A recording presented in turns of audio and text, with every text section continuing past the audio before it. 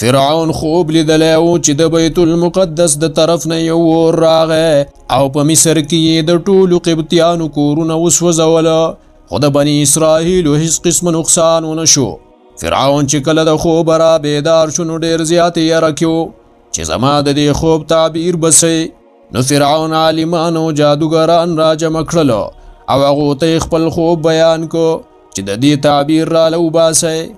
هغو ورله دا تعبیر را ویستلو چې په بني اسرائیلو کې به یو داسې هلک پیدا کیږي چې د هغه د وجې نه به د مصر واله یعنې قبطیان تباه شي.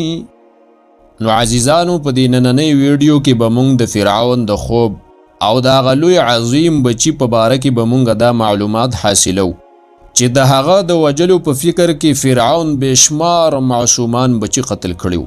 فرعون چې د کم بچي قتل کول غوښتل د هغه بچی پرورش د فرعون په محل کې وشو او دغه بچی د مصر تاریخ څنګه بدل کو. نو دوستانو په دې نننۍ ویډیو کې به مونږه د موسی علیه السلام د پیدایش مکمل واقعه بیانو. کله چې حضرت یوسف علیه السلام د مصر حکمران جوړ شو نو د هغې نه لږه موده بعد حضرت یعقوب علیه السلام چې د حضرت یوسف علیه السلام پلارو د خپل ټول خاندان سره راغی او په مصر کې آباد شو. د حضرت یعقوب علیه السلام زامنو له الله رب العالمین ډېر نعمتونه ورکړل او د هغو نسلونه یې خواره کړل. د حضرت یعقوب علیه السلام په اولاد کې چې کوم خلق پیدا شوي دي هغو ته بني اسرائیل ویلی کیږي. د بني اسرائیلو ذکر په قرآن مجید کې په ګڼو ځایونو کې راغلی دی.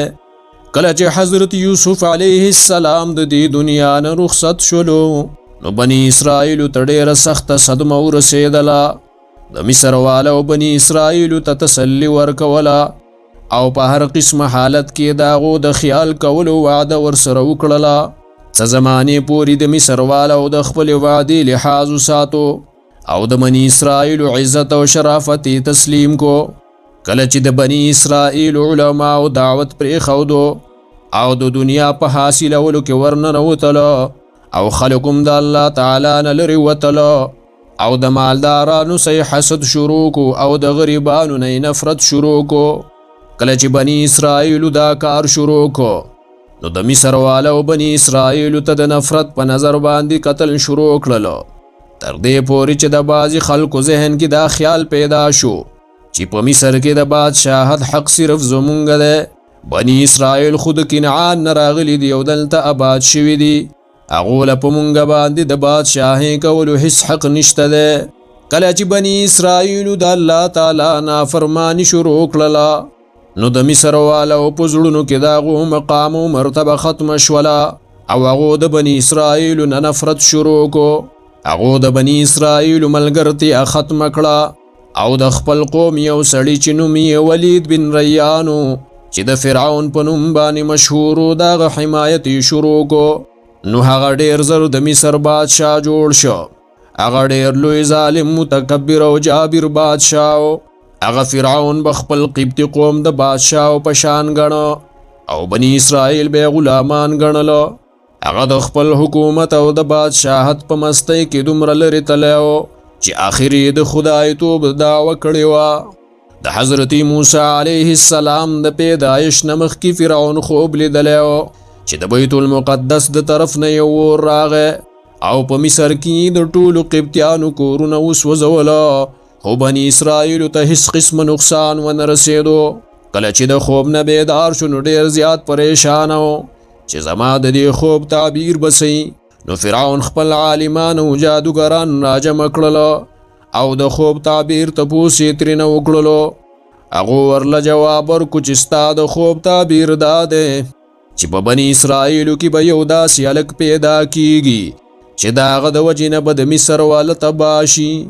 نو فرعون د دغه وخت نه د بني اسرائیلو د هلکانو د وجلو حکم جاری کړلو او د جنکو د ژوندو پرېښودلو حکم یې جاری کړلو. لیکن دا الله رب العالمین د تقدیر مخکې نه د چا تدبیرونه نه چلیږي. فرعون د خپل خوب د وجې نه ډېر زیات په یره کې و. هغه ته د خپل حکومت د ختمېدلو خطره وه. د دې وجې نه هغه هر ممکن کوشش شروع کړو چې په بني اسرائیلو کې داسې ماشوم اډو پیدا نشي چې د هغې د وجې نه زما حکومت ختم شي. هغه د څه ښځو او څه د سړو دا ذمهداري مقرر کړله چې په بني اسرائیلو کې کمې ښځې امیدوارې دي چې د هغو خواته ځي او ځان ترې خبرئ. که چېرته د هغو بچی پیدا کېږي نو هغه دې وجني، او که جینۍ پیدا کېږي نو هغه دې پرېږدي.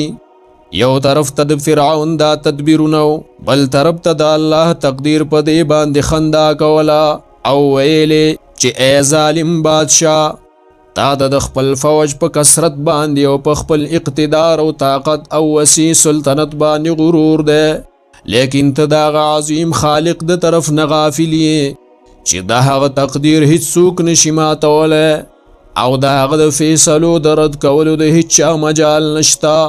هغه ذات دا فیصله کړې ده چې د کوم بچي نه ته یریږې، چې د کوم د وجې نه تا بېشماره معصومان بچي قتل کړي دي، نو د هغه بچي به ستا په کور کې پرورش کیږي، او ستا د دنیا او د آخرت تباهي به د هغه د وجې نه کیږي.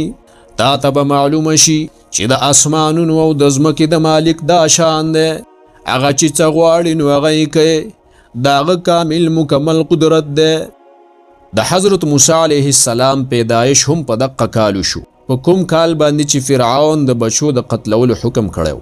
د الله تعالی رحمت په جوش کې راغی، او الله تعالی له په خپلو کمزورو بندگانو یعنی په بني اسرائیلو باندې رحم راغی. نو الله تعالی بني اسرائیل د فرعون د غلامۍ نه د آزادولو اراده وفرمایله. د فرعون او د هغه د لښکر تباهي وغوښته، او بني اسرائیل د هغو د ځمکو وارثان جوړول غوښتل. فرعون، حامان او د هغو فوجیانو ته دا ورښودل چې د کومې یرې د وجې نه هغو د بني اسرائیل بچي وجني، د هغې نتیجه به هغو په خپلو سترګو سره ویني. د حضرت موسی علیه السلام مور بیبي د حمل په دوران کې ډېره زیاته فکرمنده وه، او مور بیبي د حمل د اولنۍ ورځو نه ډېر احتیاط کاوه چې چېرته زما د دې حمل حالات ظاهر نشي او چاته پته ونه لګي. کله چې حضرت موسی علیه السلام پیدا شو، نو الله رب العالمین د حضرت موسی علیه السلام د حفاظت دپاره د هغې د مور په زړه کې دا خبره واچېلله چې د خپل بچي دپاره یو صندوق جوړ کا، او کله چې ته دا خطره محسوسه کړې چې د فرعون کارندې به راځي او دا بچی به وجني، نو خپل بچی په دغه صندوق کې واچوه او دریای نیل کې وغورځوه. زمونږ ستا سره دا وعده ده چې مونږ به ستا دا بچی تا ته واپس کو، او دا به مونږ خپل رسول جوړو. نو د موسی علیه السلام مور بیبي هم داسې وکړله، او موسی علیه السلام په یو مضبوط صندوق کې واچاو او دریای نیل کې وغورځولو. کله چې هغه صندوق د فرعون محل په خوا کې تیر شو، نو شاهي خادمانو هغه صندوق د دریاب نه راویستلو او د فرعون ښځې آسیې په مخ کې پیش کو. کله چې د فرعون ښځې آسیې صندوق کولاو کو او د حضرت موسی علیه السلام معصوم مخې ولیدو، نو د هغې په زړه کې د موسی علیه السلام ډېر زیات محبت پیدا شو. نو هغې فرعون ته وویل دا خو ډېر ښایسته بچی دی، دا به زما او ستا د سترګو یخوالی شي، نو ته دا مو وجنه، کیدای شي چې دا ما او تا ته څه فایده راورسوي، یا به یې مونږ په زویولۍ باندې ونیسو. کله چې فرعون دا معصوم بچی ولیدو، نو هغه په زړه کې دا خیال راغی چې هسې نه چې دا هم حقه بچی چې د هغه د وجې نه به زما حکومت ختمیږي. هغه دا سوچ کولو او د موسی علیه السلام د قتل اراده یې وکړله، لیکن د هغه ښځه د هغې دپاره رکاوټ جوړ شو، ځکه چې د الله تعالی فیصله په هر څه باندې غالبوي. په دې طریقه باندې الله رب العالمین د دشمن په کور کې حضرت موسی علیه السلام محفوظ وساته، او هغه ته یې ذره بر نقصان هم ونه رسولو. کله چې د موسی علیه السلام مور هغه صندوق دریاب کې وغورځولو، نو خپلې لور ته یې وویل چې د دې صندوق خبرګیري کوه. کله چې دا صندوق د فرعون محل ته ورسېدو، نو د فرعون نوکرانو هغه راویستلو. کله چې هغو په صندوق کې حضرت موسی علیه السلام ولیدو، نو د فرعون ښځه آسیه ډېره زیاته خوشحاله شوه. په دغه وخت کې چې څومره زنانه پی ورکولو واله وې، هغه ټولې راجمع کړې چې حضرت موسی علیه السلام له پی ورکي. هر یوې زنانه په ډېر محبت سره حضرت موسی علیه السلام له پی ورکولو غوښته، لیکن د الله تعالی حکم داو چې د الله تعالی پیغمبر د خپل مور نه علاوه د بل چا پی ونسکي او په دې کې دا مصلحت چې په دې باندې به حضرت موسی علیه السلام خپل مور بیبي ته ورسیږي.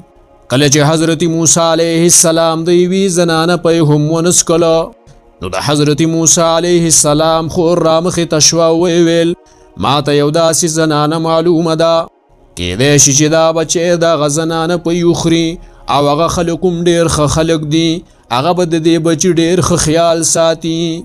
نو خادمانو فورا هغه زنانه یعنی د حضرت موسی علیه السلام مور یې راوغوښتله.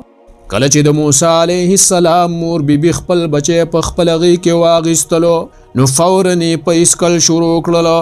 نو په دې طریقه باندې الله رب العالمین حضرت موسی علیه السلام د دریاب نه راویستلو او خپل مور بیبي ته یې واپس کړلو او د حضرت موسی علیه السلام پرورش د خپل مور مخې ته کېدلو. الله تعالی چې د موسی علیه السلام د مور سره کومه وعده کړې وه نو هغه یې پوره کړله او خلکو ته هیڅ پته ونه لګېدله. د حضرت موسی علیه السلام د مور بیبي یره په امن سره بدله شوه او د هغې هغه فقیري په مالدارۍ سره بدله شوه. موسی علیه السلام مور ته به د فرعون د طرف نه وظیفه میلاوېدله او د خپل بچي پرورش به یې کولو. په دې طریقه باندې الله رب العالمین د حضرت موسی علیه السلام پرورش د فرعون په کور کې وکړلو.